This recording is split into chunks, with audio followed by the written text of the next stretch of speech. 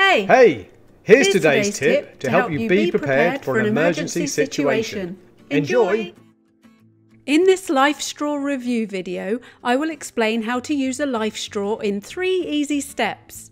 Survival filtration straws are water filters, but in a more compact, convenient, tube-shaped form. Like standard water filters, they can remove virtually all contaminants except the smallest viruses and chemicals.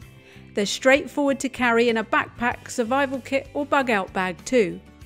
They also allow you to drink wild water directly from the source without requiring a different container or lengthy process. Remember, drinking contaminated water is a health risk and should always be avoided.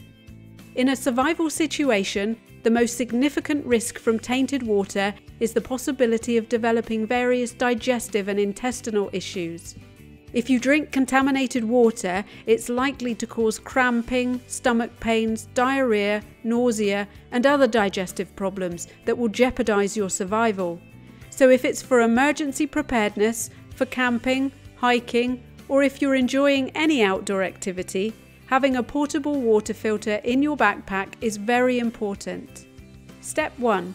Prime your LifeStraw by opening the bottom cap and letting the survival straw sit in water for about 20 seconds. Step 2. Open the top cap and take about 5 quick, strong sips to get the water flowing through the LifeStraw. Step 3. Backwash your LifeStraw by regularly blowing air back through it after drinking.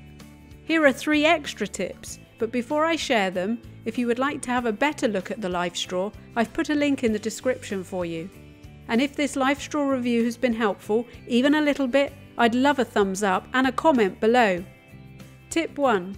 Be sure to close both caps when your LifeStraw is not in use, as this will help keep the filter clean and prevent the survival straw from clogging. And avoid touching the mouthpiece with dirty hands too. Tip 2.